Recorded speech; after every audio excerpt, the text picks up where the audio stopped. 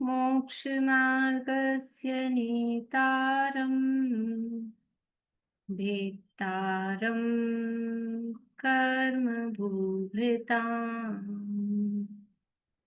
ज्ञातारं विश्वतत्त्वानां वन्दे तद्गुणलब्धये वन्दे तद्गुणलब्धये।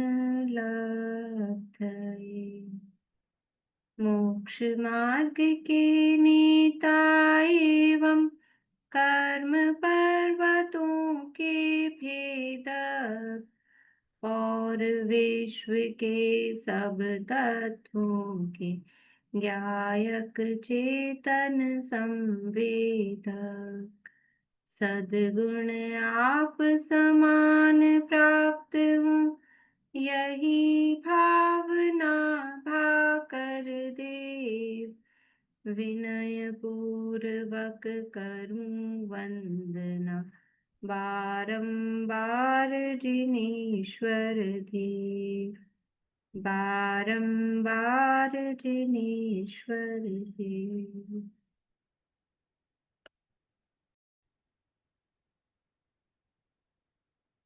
तत्वार सूत्र नामक ये ग्रंथ है आचार्य उमा स्वामी देव द्वारा रचित के अंतर्गत चतुर्थ अध्याय अपना प्रारंभ हुआ है और इसमें देवगति में रहने वाले जीवों का वर्णन इस अध्याय में प्रमुखता से किया गया है। तो देवों का स्वरूप या उनके भेद सबसे पहले बताए हैं। देव हैं वो 4 निकाय वाले हैं और उसमें से जो पहले 3 निकाय वाले देव हैं उनके लेश्या बताई सबसे पहले कि उनके कौन सी लेश्या होती है। आदितः तिषु पीतांत लेश्या ये कहा, इसका अर्थ क्या है?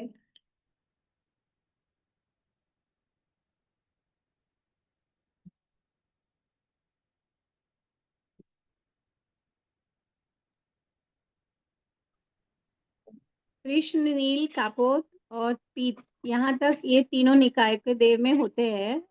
अपर्याप्त अवस्था में कृष्ण, नील, कापोत और फिर पर्याप्त अवस्था में पीत, पद्म, शुक्ल आगे तक। मतलब ये शुक्ल तो ऊपर प्लेन वो लैंड हाँ होते होते और फिर बीच में नहीं नहीं पीत तक रहता है, फिर पद्म और शुक्ल तो ऊपर के देवों में होते। हाँ, भवन मतलब पीतांत का है ना, पीत से ऊपर नहीं जाना, आपको पीत पे ही अंत करना है। बढ़िया। यानी जो भवनवासी व्यंतर और ज्योतिषी देव हैं इनके अपर्याप्त अवस्था में तो कृष्ण, नील और कपोत ये 3 अशुभ लेश्याएं ही पाई जाती हैं और पर्याप्त अवस्था में पीत लेश्या ही पाई जाती है। तो ओवरऑल मिला के सबको मिला के सूत्र में कहा कि पीतांत लेश्या, पीत तक लेश्या इनके पाई जाती है। लेकिन हर समय ही पर्याप्त दशा में ही कोई सी भी पाई जाए कृष्ण, नील, कपोत, पीत, ऐसा नहीं है। पर्याप्त अवस्था में तो पीत ही पाई जाएगी और अपर्याप्त दशा में कृष्ण, नील, कपोत पाई जाएगी। देवों में अपर्याप्त दशा कौन सी वाली अपर्याप्त दशा होती है? अपर्याप्त के 2 भेद हमने देखे थे देवों में। अपर्याप्त के देवों में या सामान्य रूप से अपर्याप्त जीव 2 प्रकार के होते हैं। कौन कौन से 2 प्रकार के होते हैं अपर्याप्त जीव? बोलिए अनिता आंटी। पर्याप्त और लब्धि अपर्याप्त, लब्धि अपर्याप्त और निर्वर्ती अपर्याप्त। निर्वृत्ति अपर्याप्त, ये 2 प्रकार की अपर्याप्त दशा होती है। तो देवों में इनमें से कौन सी अपर्याप्त दशा है? दोनों है कि दोनों में से एक है कि दोनों ही नहीं है? ऑप्शन है आपके लिए अनीता जी। लब्धि और पर्याप्त नहीं होते, लब्धि अपर्याप्त नहीं नहीं होते, होते। फिर क्या होते हैं? पर्याप्त अवस्था होती नहीं ना उनमें, मतलब अपर्याप्त अवस्था। नहीं। आपने क्या प्रश्न पूछा थी? बस सुना नहीं था प्रश्न। एक्चुअली प्रश्न क्या था? प्रश्न ये था कि देवों में हमने जो कहा ना अपर्याप्त अवस्था में तो कृष्ण, नील, कपोत ये लेशा है, तो कौन सी के लिए अपर्याप्त दशा है? लब्धि अपर्याप्त दशा है कि निवृत्ति अपर्याप्त दशा है? तो निवृत्ति अपर्याप्त हो गई ना। निवृत्ति अपर्याप्त, ठीक है। निवृत्ति अपर्याप्त का क्या मतलब है? लब्धि अपर्याप्त का और निवृत्ति अपर्याप्त का क्या मतलब है?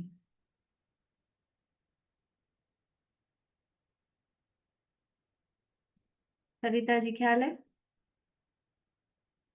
बोलिए। जिनकी पर्याप्ति नियम से पूर्ण हो जाएगी, वो वो निवृत्त, वो वो निवृत्ति निवृत्ति। पर्याप्त है। और लब्धि अपर्याप्त जिनकी पर्याप्तियां पूर्ण नहीं होती है, नहीं होती माने तो वो क्या होता है? जन्म लेते ही माने वो वापस मतलब खत्म हो जाते हैं।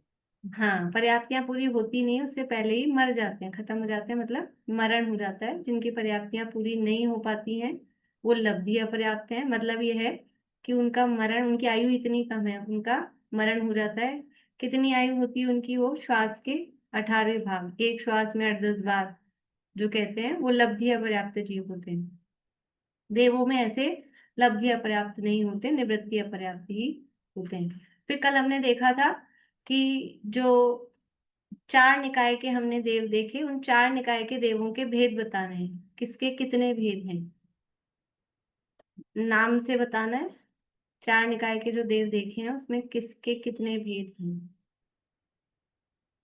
बोलिए सारिका जी।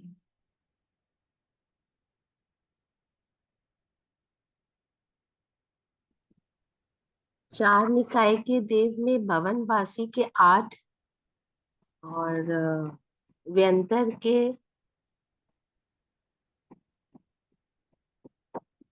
10 नहीं, उल्टा हो गया। 10 उनके हैं भवनवासी के, और व्यंतर के 8, और ज्योतिष के 5, और कल्पोपन्न के 12। बढ़िया।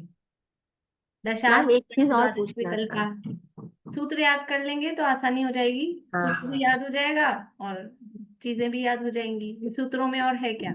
वही है। बोलिए क्या पूछना है आपको।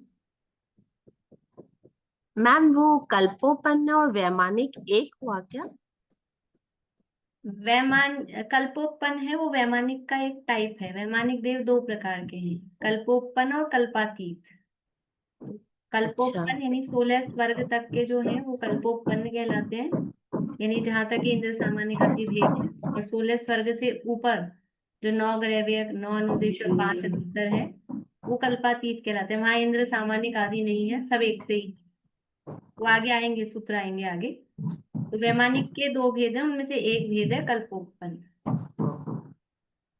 तो क्योंकि ये भेद इंद्र सामान्य आदि वो कल्पोपन्न में ही होता है, इसलिए कल्पोपन्न पर्यंता यहाँ शब्द दिया। जो देवों में सभी प्रकार के चारों निकायों के देवों में जो सामान्य रूप से पद की अपेक्षा से जो भेद होते हैं, उन नाम बताने हैं।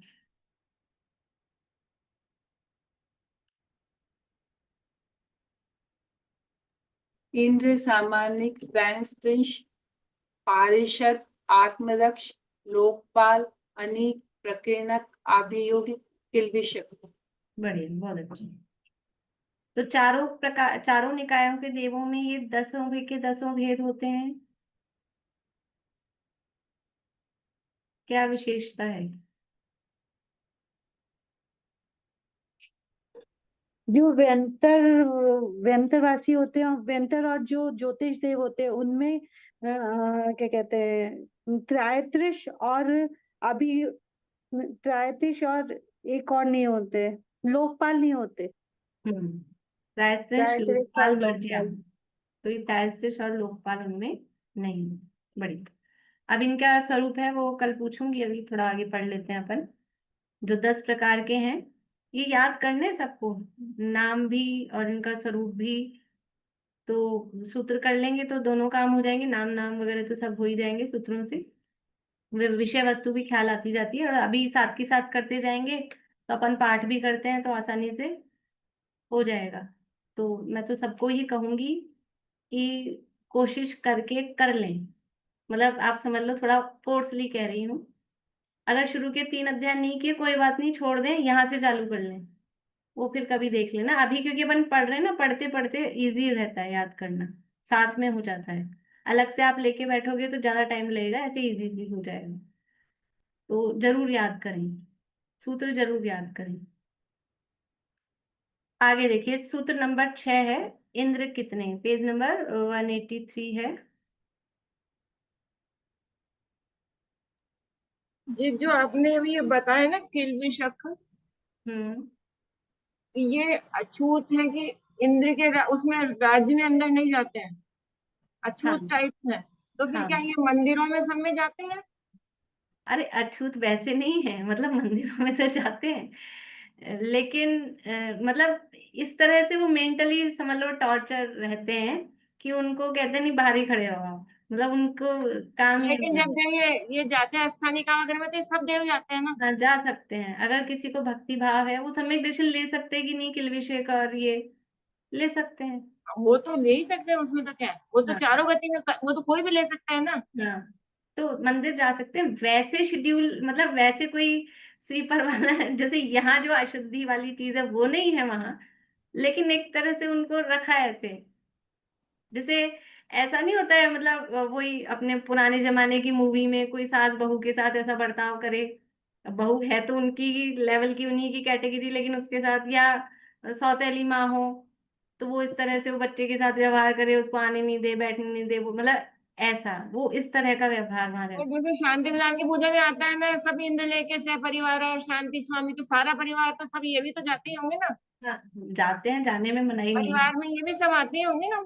है। हाँ, वैसे तो परिवार में ये रहते हैं सामानिक इत्यादि, लेकिन वो हाँ, भी जाते हैं, जाने में उनका कोई निषेध नहीं है, वैसे वो शेड्यूल उस तरह से नहीं है। पंच कल्याणक में भी जाते हैं, जन्म कल्याणक वगैरह में भी ना?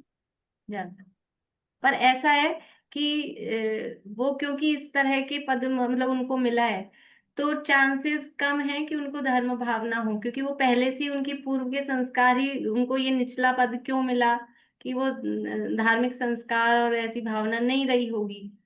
तो मुश्किल होता है कि उनको फिर से और मतलब वो धार्मिक भावना रहे, वो विषय भोगों में और वो निरंतर ईर्ष्या में जलन में दुखी रहने में वो ज्यादा रहते हैं। लेकिन किसी को धार्मिक भावना हो और जाए, उसका निषेध नहीं है, जा सकते हैं। बोलिए। ये जो निवृत्ति अपर्याप्त की क्या है, ये इसके परिभाषा बताइए ना। आप थे नहीं क्या अभी 2-3 दिन पहले वाली जो क्लास थी? नहीं थे, थे हम। बताई थी परिभाषा, और मैंने पूरा एक मतलब वो पीरियड पूरा उसी में दिया था, इससे पहले वाली में बताती हूँ फिर से, कि जिन जीवों की पर्याप्ति नियम से पूरी, अभी वर्तमान में अपर्याप्त दशा है लेकिन पर्याप्तियां नियम से पूरी होंगी, उन्हें निर्वर्ती अपर्याप्त जीव कहते हैं।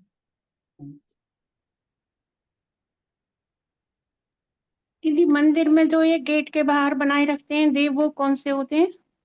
नहीं वो तो मंदिर में तो गेट के बाहर तो सामान्य रूप से ऐसे देवों का वो बनाते हैं। वो जो समौषण की रचना अपन ने पहले पढ़ी है, अभी इसमें और आने वाली है रत्नगण शाखाचार में, या कृत्रिम जिनालय की पढ़ी है, तो वहां तो अलग अलग जाति के देव, चारों 4 दरवाजे होते हैं ना समौषण में, और इतने सारी भूमियां हैं उनके दरवाजे होते हैं।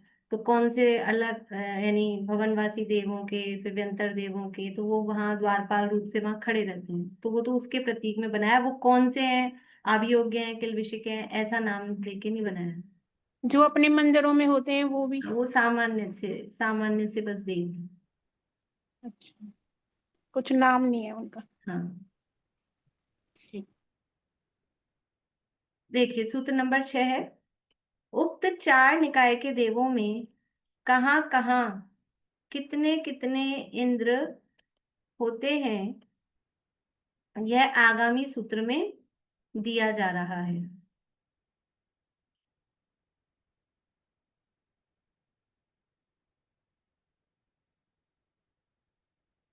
सूत्र बुलवाती हूँ।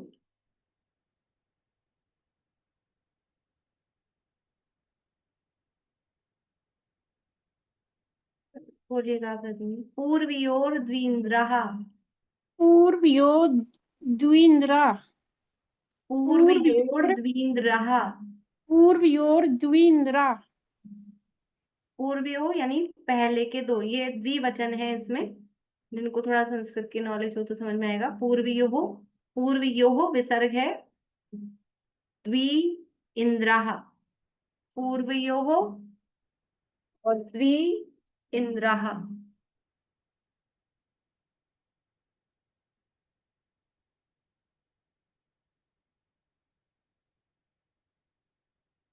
पूर्वयोः द्वि इंद्राः, ये शब्द हैं। पूर्वयोः द्विन्द्रा, तो ये विसर्ग है, इसका तो यहाँ पे रे बन गया, जो नीचे देखेंगे आप सूत्र में। पूर्वयोर, यहाँ पे रे बना है, और ये ई और ये छोटी ई प्लस छोटी मिलके बन गई बड़ी, तो यहाँ पे द में बड़ी की मात्रा आ गई।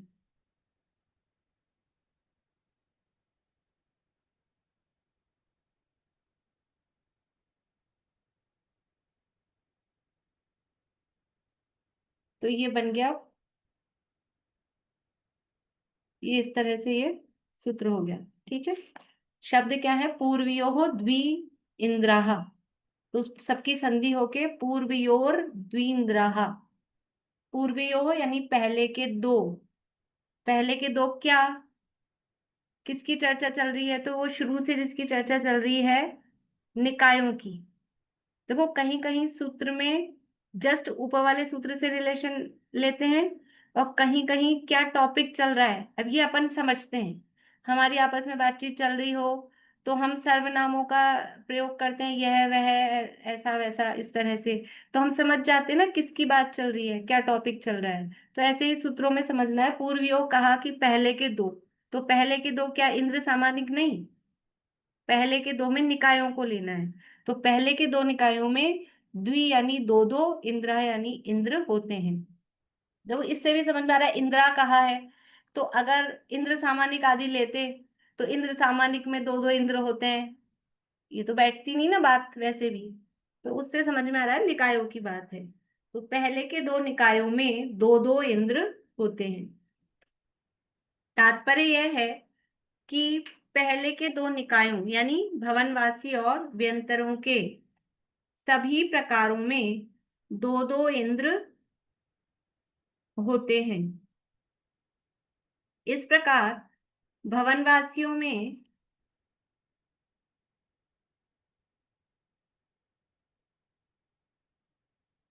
इस प्रकार भवनवासियों में 20 और व्यंतरों में 16 इंद्र होते हैं। ठीक है, लेकिन अभी सभी प्रकार में संख्या बता दी थी, संख्या बता दी थी, कितने बताए थे भवनवासियों में कितने प्रकार होते हैं? उंगलियों से बता सकते हैं, बढ़िया। भवनवासी के 10, पहला 10 कहा था, और व्यंतरों के अष्ट 8। तो अब इनके जो 10 भेद हैं भवनवासियों के, हर भेद में दो दो इंद्र हैं, तो टोटल हो गए 20। लेकिन वो 10 कौन से हैं, तो उसके लिए अपन एक सूत्र अभी स्किप करके, एक नहीं 3 सूत्र स्किप करके 10 नंबर का सूत्र पढ़ते हैं, क्योंकि यहाँ नाम दिए हैं और नाम दिया आगे वाले सूत्र में, तो एक बार अपन आगे वाला सूत्र पढ़ लेते हैं। सूत्र नंबर 10, 10 और 11 दोनों पढ़ लेते हैं। निकाल लीजिए आगे।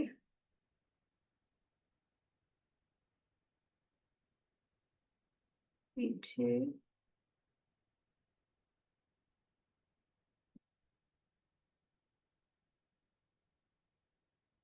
सुमन जी आप पढ़िएगा फिर पीछे। भवनवासिनो सुरनाग भवनवासिनो सुरनाग विद्युत सुपर्णाग्निवात विद्युत सुपर्णाग्निवात तनितोदधि द्वीप दिक् कुमारः। स्तनितो दधि द्विप दिक्कुमारः। भवनवासिनो सुरनाग विद्युत सुपर्णाग्नि वातस्तनितोदधि द्वीप दिक् कुमारः। भवनवासिनो सुरनाग विद्युत सुपर्णाग्निवात वात स्तनितो दधि द्वीप दिक्कुमारः। लेकिन नाम बताए हैं वो 10 प्रकारों के। भवनवासिनो यानी भवनवासियों के, अब यहाँ अ साइलेंट है, इसमें से अ निकलेगा। भवनवासिनः असुर, पहला भेद है असुर, और लास्ट में शब्द यह है कुमारः, तो ये कुमार शब्द अंत दीपक है, यानी सबके साथ लगेगा। जितने नाम यहाँ बताए हैं उन सबके साथ कुमार शब्द लगेगा। तो भवनवासिनः यानी भवनवासी देव, असुर कुमारः यानी असुर कुमार, फिर दूसरा है नाग कुमारः नाग कुमार, विद्युत कुमारः विद्युत कुमार, फिर सुपर्ण, ये सुपर्ण शब्द है और आगे अग्नि शब्द है, तो इसमें संधि हुई है, सुपर्णाग्नि शब्द है सुपर्ण, तो वो नाम है सुपर्ण कुमार। और आगे है अग्नि कुमार, तो सुपर्ण अग्नि, फिर है वात, वात तक एक शब्द है वात कुमार, और उसके आगे शब्द है स्तनित, स्तनित, और आगे है उदधि, तो दोनों की संधि हुई है स्तनित और उदधि मिलके स्तनितोदधि, स्तनित उदधि, तो स्तनितोदधि, तो स्तनित कुमार उदधि कुमार, फिर आगे है द्वीप कुमार, और लास्ट है दिक कुमार। इस तरह से 10 प्रकार के जो भवनवासी देव हैं उनके यहाँ पर नाम बताए हैं। ठीक है, उसका नीचे का प्रकरण अपन बाद में पढ़ेंगे, अभी तो केवल ये नाम के लिए सूत्र पढ़ रहे थे। अब आगे व्यंतरों के भेद। व्यंतराः किन्नर किमपुरुष महोरग, बोलिए दीपिका जी। व्यंतराः किन्नर किंपुरुष महोरग, गंधर्व यक्ष राक्षस भूत पिशाचाः, गंधर्व यक्ष राक्षस भूत पिशाचाः, व्यंतराः किन्नर किमपुरुष महोरग गंधर्व यक्ष राक्षस भूत पिशाचाः। व्यंतराः किन्नर किंपुरुष महोरग गंधर्व यक्ष राक्षस भूत पिशाचाः। इसमें कोई संधि नहीं, सीधे सीधे से नाम दिए हैं। व्यंतरों के जो 8 प्रकार हैं, तो पहला है किन्नर, दूसरा है किमपुरुष, तीसरा है महोरग, चौथा है गंधर्व, फिर है यक्ष, नेक्स्ट है राक्षस, फिर भूत, और फिर पिशाच। इस तरह से ये भवनवासियों के 10 भेद और व्यंतरों के 8 भेद यहाँ पर बताए हैं। अब आ जाइए पीछे अपने सूत्र नंबर 6 पे वापस। देखिए, अब भवनवासियों में ये नाम बता दिए थे, असुर कुमार, नाग कुमार, विद्युत कुमार, तो उनमें इंद्रों के नाम बता रहे हैं। उनके जो 2-2 इंद्र होते हैं, एक होता है उत्तरेंद्र और एक कहलाता है दक्षिणेंद्र, उत्तर और दक्षिण। इस तरह से अभी ऊपर स्वर्गों की भी वर्णन अपन पढ़ेंगे, 16 स्वर्गों में भी। तो दिशा के आधार पे, यानी जो उत्तर दिशा में रहता है, मतलब जो इनके रहने के स्थान होते हैं, तो वो उत्तर दिशा वाला उत्तरेंद्र और दक्षिण दिशा वाला दक्षिणेंद्र, ऐसा उत्तरेंद्र और दक्षिणेंद्र वो कहलाते हैं। और ये 2-2 इंद्र हैं, तो 2-2 इंद्र हैं का मतलब क्या है, इनकी डिटेल है, मैं उसमें से आज तो समय रहेगा तो ठीक है, आज जितना और नहीं कल। तिलोय तत्वार सूत्र में तो इतना ही है। तिलोय पन्नति में उसकी पूरी डिटेल दी है, किसके कितने कितने भवन होते हैं, यानी कौन कितने कितने भवनों का अधिपति होता है। इंद्र का मतलब क्या है, वो राजा है, तो किसके अंडर में कितने भवन हैं। भवनवासी है ना, इसलिए भवन की बात कर रहे हैं। जब वैमानिकों की बात करेंगे तो विमान कहेंगे। तो वो सब भी उनकी संख्या वगैरह दी है, तो वो आपको पढ़ के मैं सुना दूंगी। असुर कुमारों के चमर और वैरोचन, ये 2 इंद्र होते हैं। इंद्रों के नाम हैं, चमर का कोई मीनिंग हो, वैरोचन का कोई मीनिंग हो, ये ऐसा नहीं है, नाम दिए हैं इनके। नाग कुमारों के धरण और भूतानंद, ये 2 इंद्र हैं। जो धरणेन्द्र अपन बोलते हैं, धरणेन्द्र, तो ये कौन से देवों में है, भवनवासियों में नाग कुमार का इंद्र है, उसका नाम है धरणेन्द्र। ठीक है, अब यहाँ धरणानंद, ये नामों में थोड़ा सा अंतर मिलता है, राजवार्तिक में और समझ लो ये अपने तिलोकसार आदि में, तो कोई दिक्कत नहीं है। यहाँ जो नाम लिखे हैं अपन उसी के हिसाब से चलेंगे, थोड़ा सा नाम में थोड़ा सा चेंज मिलता है।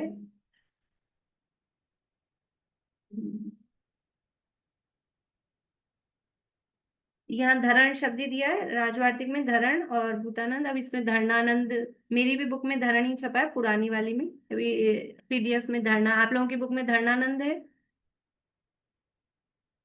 तो वो थोड़ा बहुत नाम में अंतर मिलता है, कोई दिक्कत नहीं है। विद्युत कुमारों के यहाँ घोष और महाघोष ये किया है, पर आज मैंने अभी मिलाया था, तो तिलोय पन्नति में भी जो पहले हमारे पास एडिशन थे उसमें हरिशेन या हरि सिंह और हरिकांत, तो तिलोय पन्नति में भी वही है, सरवार सिद्धि में भी वही है, राजवार्तिक में भी वही है। अभी ये शायद मैं तिलोकसार नहीं देख पाई, या तो ये तिलोकसार में दिया होगा घोष और महाघोष, पर इसमें कोई खास मैटर वाली बात नहीं है, कोई दिक्कत वाली बात नहीं है, नाम है इसलिए दोनों नाम मतलब आप लोगों के सबके नए एडिशन में घोष महाघोष ही है, ठीक है। वो हमारे पुराने में इसमें हरिशेन और ये दिया है, क्योंकि राजवार्तिक में वही दिया हुआ है, कोई दिक्कत नहीं है उसमें नामों में। फिर आगे है चौथे है सुपर्ण कुमार। सुपर्ण कुमार के देवों के वेणुदेव और वेणुधारी, ये दो इंद्र हैं, वेणुदेव और वेणुधारी। अग्नि कुमारों के अग्निशिखी और अग्नि वाहन, अब इसकी जगह अग्नि मानव ये भी नाम मिलता है, तो अग्निवाहन ये दो इंद्र हैं। वात कुमारों के वेलंब और प्रभंजन, ये दो इंद्र हैं। स्तनित कुमारों के हरिशेन और हरिकांत, ये दो इंद्र हैं। उदधी कुमारों के जलकांत और जलप्रभ, ये दो इंद्र हैं। दीप कुमारों के पूर्ण वशिष्ठ, ये दो इंद्र हैं। दिक कुमारों के अमित गति और अमित वाहन, ये दो इंद्र हैं। इस तरह से ये इंद्रों के नाम दिए हैं, और ये नाम कहीं कहीं अपन समझ लो, और जब रचना वगैरह पढ़ते हैं या चक्रवर्ती की दिग्विजय वगैरह पढ़ेंगे, या तो कहीं कहीं ये नाम अपने को किसी किसी प्रकरण में देखने में आ जाते हैं। अब व्यंतरों में बता रहे हैं, व्यंतरों में कौन कौन से हैं। किन्नरों के किमपुरुष और किन्नर, देखो एक तो भेद है किन्नर और दूसरा भेद है किमपुरुष। तो जो किन्नर का भेद, किन्नर के जो इंद्र हैं उसका नाम, इंद्र का नाम भी किमपुरुष और दूसरा नाम किन्नर ही है, ऐसा। और किम पुरुषों के सत्पुरुष और महापुरुष, ये दो इंद्र हैं। महोरगों के महाकाय और अतिकाय, ये दो इंद्र हैं। गंधर्वों के गीतरति और गीत यशा, ये दो इंद्र हैं। यक्षों के मणिभद्र और पूर्णभद्र, ये दो इंद्र हैं। राक्षसों के भीम और महाभीम, ये दो इंद्र हैं। भूतों के स्वरूप और प्रतिरूप, ये दो इंद्र हैं। पिशाचों के काल और महाकाल, ऐसे नाम भी उनके ऐसे ही हैं, काल और महाकाल, ये दो इंद्र हैं। इस तरह से ये इनके इंद्रों के नाम बताए हैं। तो सब मिला के 10 इंद्र हो गए, इनमें 10 के 20 भवनवासियों में, और 8 दूनी 16 हो गए व्यंतरों में। अभी ये इंद्रों की संख्या कहाँ गिनने में आती है, ख्याल है किसी को? इंद्रों की संख्या गिनते हैं,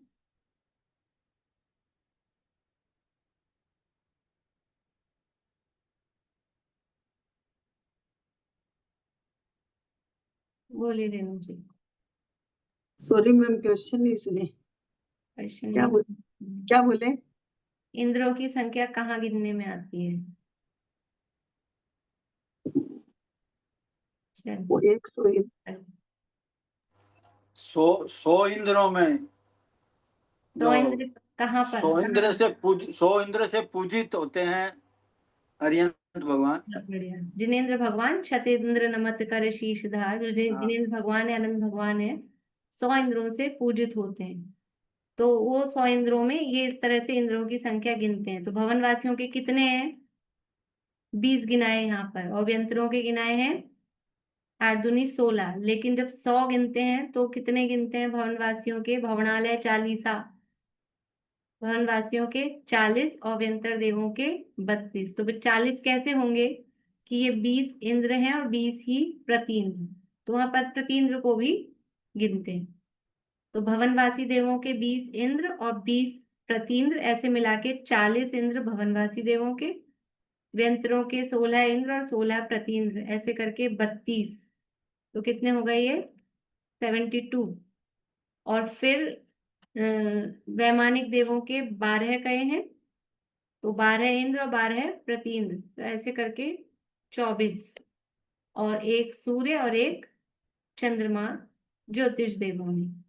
वो सूर्य नहीं, चंद्रमा इंद्र है और सूर्य प्रति इंद्र, तो दो वो, और एक मनुष्यों का चक्रवर्ती और एक तिर्यंचों का हस्तापद, इस तरह से करके 100 इंद्रों की चर्चा आती है।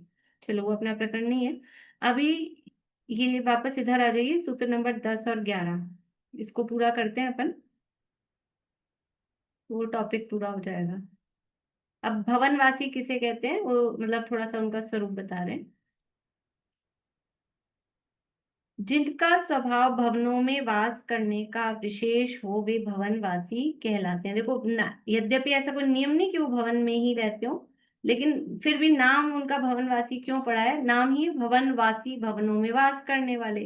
तो विशेष रूप से जो भवनों में रहते हैं, मतलब इनका ज्यादा नेचर वही है, वे भवनवासी कहलाते हैं। इन भवनवासियों के सभी भेदों में कुमार शब्द लगा है, क्योंकि इनका स्वभाव, वेशभूषा, वाहन, यान और क्रीड़ा आदि में कुमारों यानी किशोरों के समान होता है। मतलब इनके सबके नाम के साथ कुमार लगा है। क्यों लगा है, मतलब ये तो होते हैं कुमार, है ना, भवनवासी तो, और वैमानिक देव होते होंगे वृद्ध, ऐसा कुछ है। ये कुमार का मतलब समझते, कुमार का मतलब है जवान, यंग, थोड़ा ऐसा, बालक, बालक बोलते हैं कुमार, यंग भी मतलब ऐसा टीनेज वाला या इस तरह से, तो उसको कुमार बोलते हैं। तो वो ये तो कुमार हैं, और वो सब प्रौढ़ हो गए होंगे, वैमानिक। इस सभी शरीर से, शारीरिक अवस्था से सभी देव वो 18 वर्ष के युवा जैसे ही, जन्म से मतलब जब जैसे ही पर्याप्तियां पूरी होती हैं तब से लेके मरण समय तक वैसे ही होते हैं। देवों में बुढ़ापा नहीं आता है, देवगति में बुढ़ापे का काम नहीं है, रोग आदि का काम नहीं है। तो वैसे तो सभी कुमार हैं, लेकिन इनको कुमार क्यों कह रहे हैं, कि जैसे जो लड़कपन होता है बच्चों, मतलब उस एज में, तो उनका नेचर, उनकी वेशभूषा, उनके वाहन यान, 18 साल का, 16 साल का, 16 तो नहीं, लाइसेंस नहीं बनेगा, 18 साल का लड़का होगा, वो किस तरह का व्हीकल चलाना चाहेगा और किस टाइप से चलाएगा, और 40 साल के उसके पिताजी होंगे, वो कैसे चलाएंगे। तो वो एक तो पसंद में अंतर होता है, कपड़ों की, कलर की, वो पसंद। तो ये कह रहे हैं उनके वेशभूषा, वाहन यान की, क्रीड़ा, खेल कूद किस टाइप का, मतलब वो क्या पसंद आएगा, क्या शौक रहेगा। बचपन में अलग शौक होते हैं, और थोड़ा एज बढ़ती है तो अलग टाइप के शौक होते हैं, और बड़ी एज होती है तो अलग टाइप के शौक होते हैं। तो वो जो इनके शौक हैं, उनकी जो हॉबी है, उनका जो पहनावा ओढ़ावा पसंद, वो सब है, वो कैसी है, वो ये समझ लो 18-20 साल के लड़कों जैसी, इसलिए वो उनको कुमार कहते हैं। तो इनका स्वभाव, वेशभूषा, वाहन यान और क्रीड़ा आदि में कुमारों, किशोरों के समान होता है। जिस प्रकार की चंचलता मनुष्यों में कुमारावस्था में पाई जाती है, उसी प्रकार की प्रवृत्तियां उनमें जीवन भर पाई जाती हैं। यही कारण है कि उनके नामों में कुमार शब्द का प्रयोग किया गया है। मतलब जैसी प्रवृत्तियां यहाँ तो बदलती रहती है एज वाइज, सब चीजें, जैसे अपन बोलते हैं अभी तो गर्म खून है, जवानी का जोश है, वो ऐसा जोशीला, ऐसा नेचर इनका होता है, इसलिए इनको कुमार कहते हैं। और भवनों में रहने के कारण विशेष रूप से इनका नाम भवनवासी पड़ा है। यह तो पहले ही बताया जा चुका है कि इनमें से असुर कुमारों के भवन अधोलोक की रत्न प्रभा पृथ्वी के पंख बहुल भाग में, और शेष 9 प्रकार के भवन खर भाग में है। ये कहाँ पढ़ के आ चुके हैं, पहले कहाँ बता दिया इन्होंने, कब बताया, पहले कब बता के आए हैं, बोलिए रेणु जी बुआड़ी। तीसरे अध्याय में नरकों की और उसकी जब पढ़ा था अपने तो। बढ़िया, जब नरक पृथ्वियों का वर्णन पढ़ा था तो पहली नरक पृथ्वी, जो पहली पृथ्वी थी रत्न प्रभा, उसके 3 भाग किए थे। कौन कौन से 3 भाग किए थे रत्न प्रभा पृथ्वी के, अभी तो एग्जाम हुए ही हैं, ज्यादा दिन नहीं हुए हैं, बोलिए। खर भाग, पंख भाग, अव्वल भाग। खर, पंख और अब्बहुल। तो खर भाग किस भाग में कौन कौन रहते हैं? किस भाग में कौन कौन रहते हैं?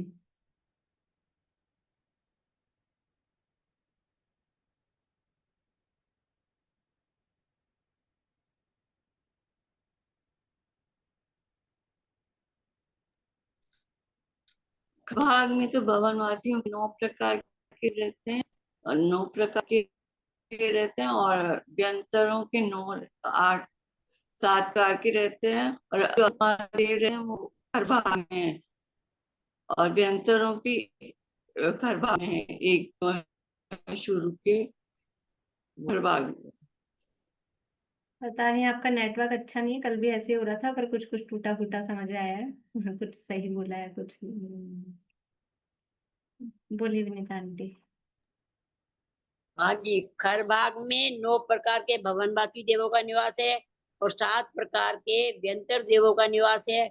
पंख भाग में एक असुर कुमार जाति के देवों का निवास है और राक्षस जाति के एक व्यंतर देवों का निवास है। अबहुल भाग में नारकी रहते हैं, जो प्रथम नरक के नारकी कहे जाते हैं। बढ़िया, बहुत अच्छा। तो यानी 10 प्रकार के भवनवासी और 8 प्रकार के व्यंतरों में से 9 प्रकार के भवनवासी और 7 प्रकार के व्यंतर, वो तो रहते हैं खर भाग में। और असुर कुमार और राक्षस, भवनवासियों में असुर कुमार और व्यंतरों में राक्षस, ये रहते हैं पंख भाग में। तो ये कह रहे हैं, ये पहले ही बताया जा चुका है कि इसमें से असुर कुमारों के भवन अधोलोक की रत्न प्रभा पृथ्वी के पंख बहुल, वो पंख अब बहुल है वैसे, पंख बहुल उसका नाम, पूरा नाम पंख बहुल भाग है। और शेष 9 प्रकारों के भवन खर भाग में है। मोटाई याद है कितनी कितनी है खर, पंख, अब बहुल की?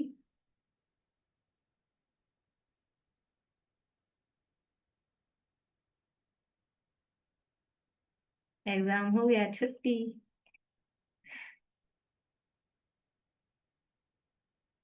बोलिए रघु जी।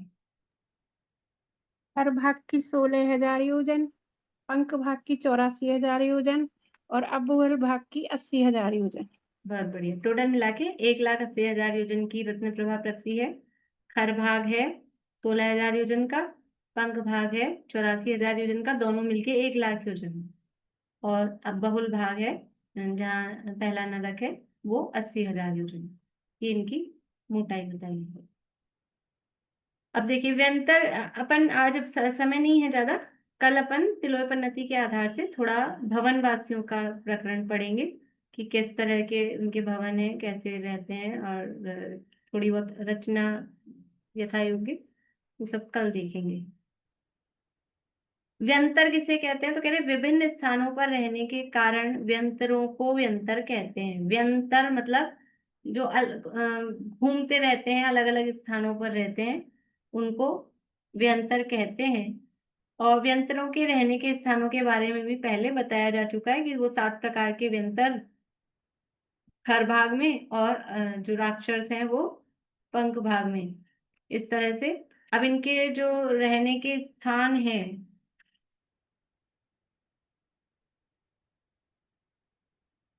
ये सूत्र मैं सोच रही थी बीच में स्किप करके, या फिर ये सूत्र पूरे कर लेते हैं, ऐसा करते हैं, आज अपने पास टाइम है भी 6-7 मिनट का, तो ये 7, 8 और 9 ये सूत्र भी पूरे कर लेते हैं अपन। और फिर कल थोड़ा कल और यानी 1-2 क्लासेस में थोड़ा भवनवासी व्यंतरों का वो देख लेंगे, कल होगा तो कल पूरा कर लेंगे।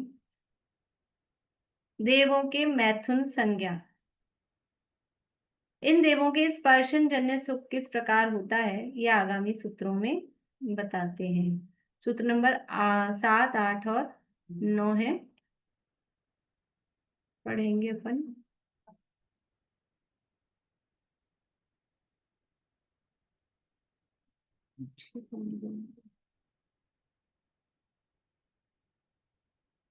आप पीछे बोलिएगा। काय प्रविचारा आ एशानाथ, काय प्रविचारा आ ऐशानाथ, शेषः स्पर्श रूप शब्द मनः प्रविचाराः, शेषाः स्पर्श रूप शब्द मनः प्रविचाराः, परे प्रविचाराः, परे प्रविचाराः। देखिए क्या कह रहे हैं वो, प्रविचार बता रहे हैं। प्रविचार का मतलब है मैथुन संज्ञा। स्पर्शन इंद्रिय जन्य जो क्रिया होती है वो वहाँ किस प्रकार से होती है, अलग अलग देवों में अलग अलग प्रकार है, तो वो यहाँ बताया है। काय प्रविचारा आ एशानाथ। आ जो शब्द है ये मर्यादा का सूचक है। पहले कहीं आया है ये आ शब्द? आ शब्द पहले कहीं आया है?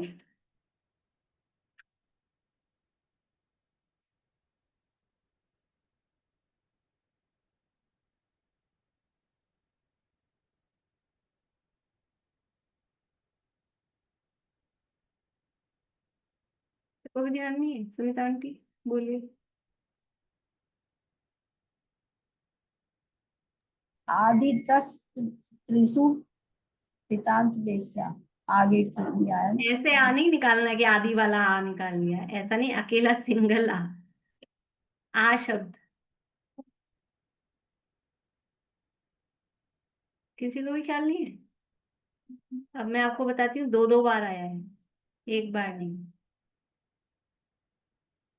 और एक अध्याय में नहीं आया, दो दो अध्याय में आया है।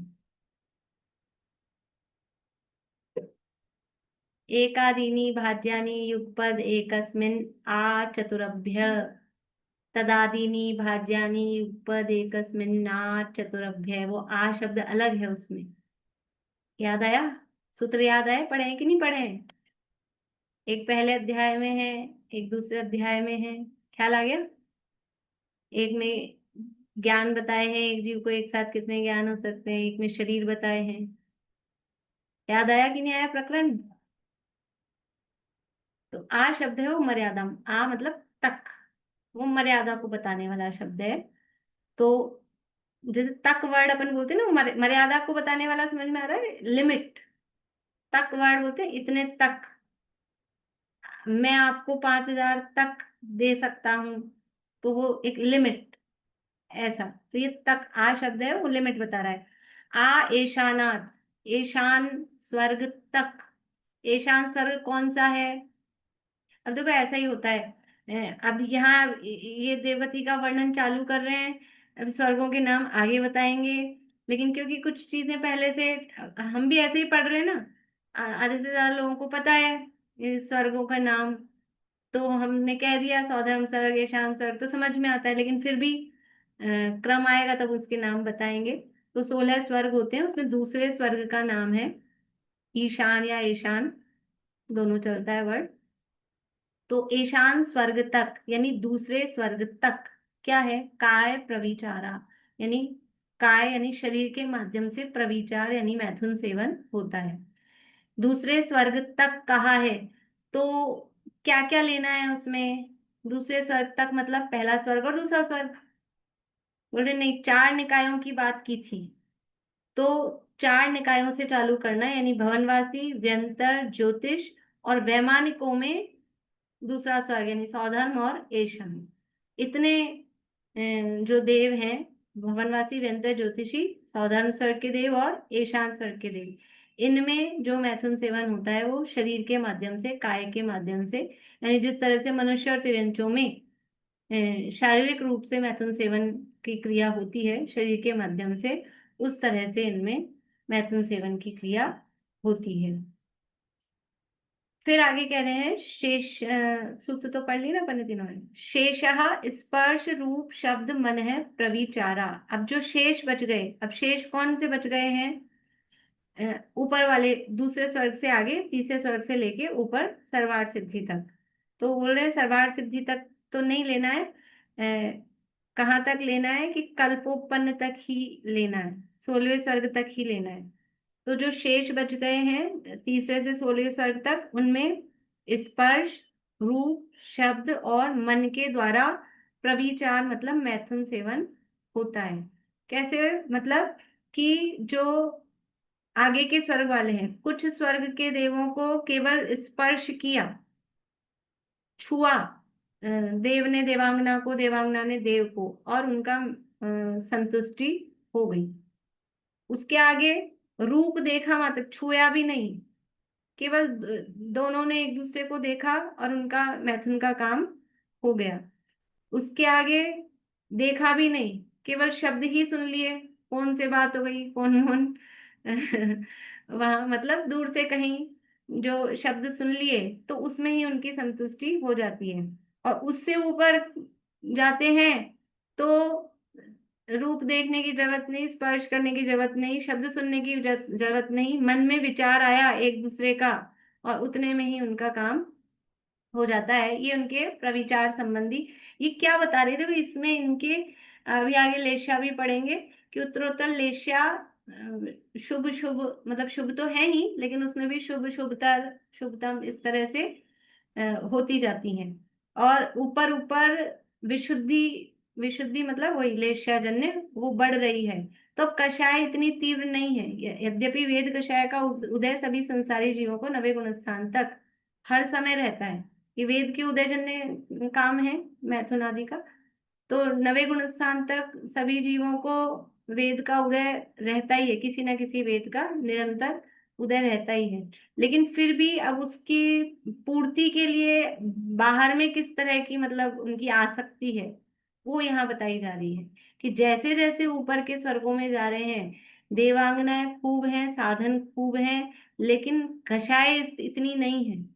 कषाय इस तरह की नहीं है कि वो मनुष्य तिर्यंचों की जैसे मैथुन सेवन करे। ऊपर ऊपर के स्वर्गों में जाते हैं तो वो उनकी कषाय मंद होती जाती हैं विषय भोगों के प्रति भी, चाहे सम्यक दृष्टि हो चाहे मिथ्या दृष्टि हो। बाय डिफॉल्ट ही जैसे कोई भी वहां जन्म लेगा देवगति में या नरक में तो उनको बाय डिफॉल्ट अवधि ज्ञान होगा ही, मिथ्या दृष्टियों का कु कहलाएगा, सम्यक दृष्टियों का अवधि ज्ञान कहलाएगा।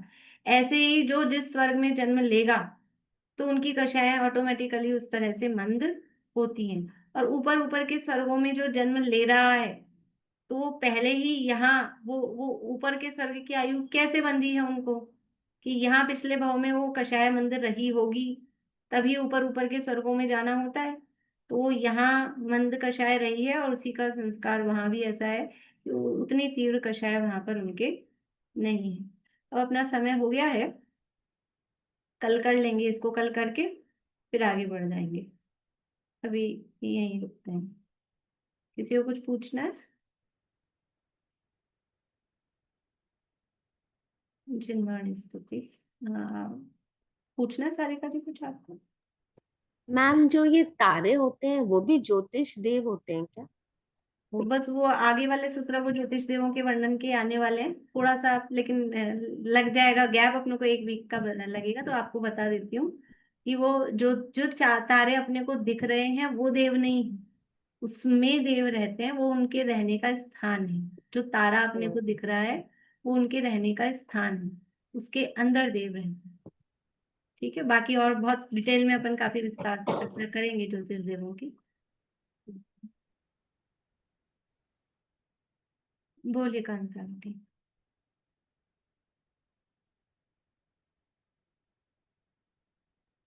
ये नवे गुण स्थान तक क्या बताया आपने? नवे स्थान तक सभी संसारी जीवों को वेद का उदय हर समय रहता है। वो नवे गुण स्थान मैंने सामान्य कथन किया है, उसके भी पार्ट्स वगैरह होते हैं, उसी में उदय छूट भी जाता है, लेकिन अभी मैंने सामान्य रूप से कहा है। जो इंद्र सामान्य 10 भेद किए हैं तो देवगति के टोटल जीव इन 10 भेद में आ जाते हैं या उनसे बाहर भी कोई देव बच जाता है? नहीं, इसमें आ जाएंगे सब, इसमें टोटल आ जाएंगे।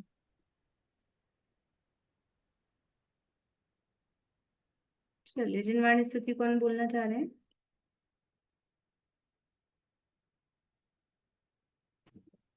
थोड़ा हटके है ये। विपर्य शब्द का अर्थ क्या होता है? विपर्य यानी विपरीतता, उल्टा मानना, विपरीत। जिनवाणी स्तुति। ब्रह्मता की भावना अब हो सफल मेरी, बीते अहो आराधना में हर घड़ी मेरी, करके विराधन तत्व का दुख उठाया, आराधना का यह समय अति पुण्य से पाया। मिथ्या प्रपंचों में उलझ अब क्यों करूं देरी, निर्ग्रंथता की भावना बहु सफल मेरी। बीते अहो आराधना में हर घड़ी मेरी। नौगा नवका नौ।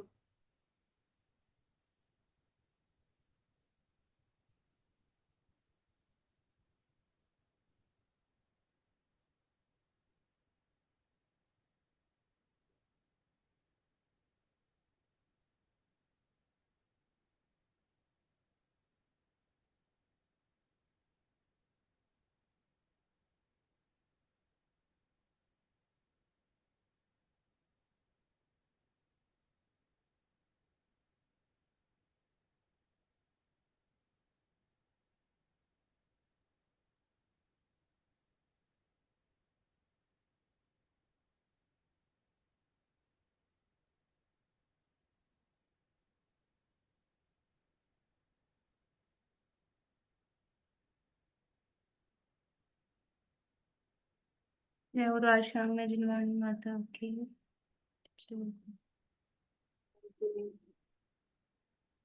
कांता आंटी कुछ पूछ रहे थे आप? नहीं, ठीक है। जय श्री राम।